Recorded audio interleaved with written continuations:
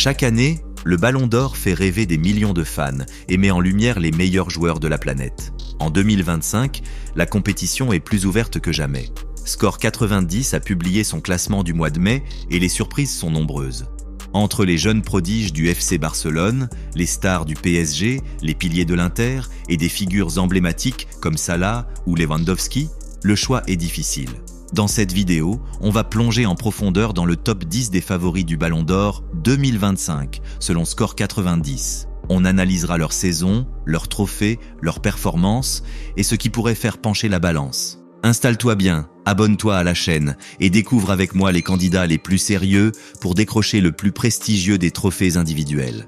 En 10e position, Robert Lewandowski. À 36 ans, Lewandowski continue de planter but sur but. Il est moins explosif qu'avant, mais reste clinique devant le but. Son expérience a été précieuse pour le Barça cette saison. Même s'il est 10e et en légère baisse, il pourrait surprendre en cas de fin de saison en boulet de canon.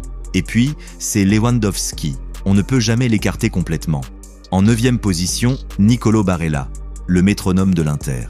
Nicolo Barella est souvent dans l'ombre, mais c'est un joueur clé. Il court, il récupère, il relance, il crée. Il est partout. Et cette saison, il a été impérial dans les grands matchs. Avec l'Italie et l'Inter, il accumule les performances solides. Ce n'est pas un nom qui fait vendre, mais c'est un nom qui gagne. Et ça, les jurés du Ballon d'Or le savent bien. En 8e position, Gianluigi Donnarumma.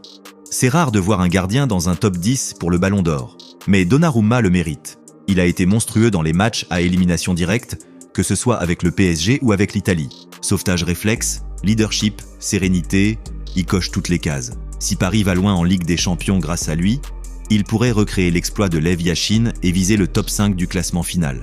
En 7e position, Kylian Mbappé. La surprise, c'est de le voir si bas. Kylian Mbappé est désormais au Real Madrid et sa saison est bonne, mais pas exceptionnelle selon les standards qu'il a lui-même fixés.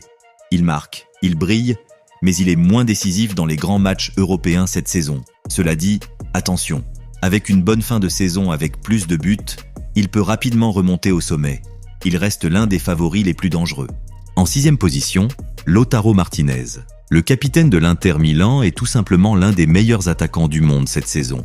Il marque à tous les matchs importants, que ce soit en Serie A ou en Ligue des Champions. Lautaro a franchi un cap et il mène l'Inter avec autorité et sang-froid. Avec un doublé Coupe Championnat ou une finale européenne, il peut prétendre sérieusement au podium du Ballon d'Or. Il incarne le renouveau de l'Inter et ça compte. En 5e position, Mohamed Salah. Encore une saison à plus de 20 buts pour Mohamed Salah. L'Égyptien continue d'impressionner par sa régularité. Même si Liverpool n'a pas tout gagné, Salah reste leur homme fort.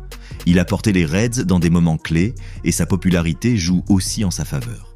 À 32 ans, il pourrait être récompensé pour l'ensemble de son œuvre, surtout s'il finit bien la saison avec la KN ou une belle épopée européenne. En 4e position, Pedri. Pedri, c'est l'intelligence de jeu incarnée. Même blessé une partie de la saison, il est revenu au bon moment pour guider le milieu de terrain du Barça. Sa vision, ses passes cassant les lignes, sa capacité à faire respirer le jeu. Il est tout simplement essentiel. Score 90 le place 4e. Et c'est totalement justifié. Car même s'il ne marque pas beaucoup, son rôle est fondamental dans les résultats du club. Et s'il continue sur sa lancée, il pourrait grimper encore dans ce classement. En 3e position, Rafinha. Souvent sous-coté dans les débats, Rafinha réalise une saison exceptionnelle. Avec le Barça, il est tout simplement décisif dans les grands moments. Il enchaîne les buts et les passes décisives, tout en gardant une activité défensive impressionnante pour un ailier. Ce n'est pas le joueur qui fait le plus de bruit, mais son impact est réel. Et dans un classement aussi serré, sa régularité pourrait faire la différence. Il a même été décisif dans les Clásicos, ce qui pèse lourd en fin de saison. En 2e position, Ousmane Dembélé. Ousmane Dembélé est en feu. Après des années de galère entre blessures et irrégularités, il semble enfin à son meilleur niveau. Au PSG, il est devenu l'un des leaders offensifs. Son duo avec Mbappé en début de saison, puis son rôle de créateur libre ont fait la différence dans plusieurs grands matchs. Mais ce qui impressionne le plus, c'est sa constance. Dembélé n'a jamais enchaîné autant de matchs avec une telle efficacité. Et s'il gagne la Ligue des Champions avec Paris, il pourrait bien coiffer tout le monde au poteau. Enfin, en première position, Lamine Yamal. À seulement 17 ans, Lamine Yamal est classé numéro 1 par Score 90. Et c'est totalement fou. Il est le plus jeune joueur de ce classement. Et pourtant, il joue comme un vétéran. Avec le Barça, Il a été l'un des moteurs de l'attaque.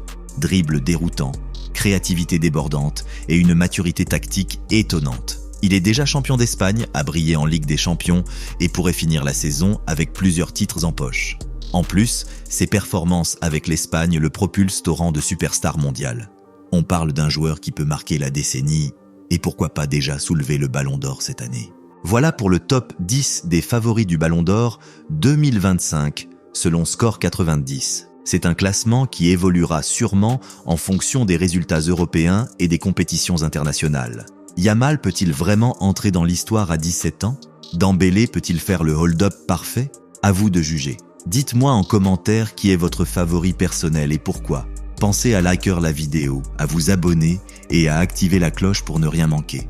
On se retrouve très vite pour une nouvelle analyse foot. Ciao les fans de foot.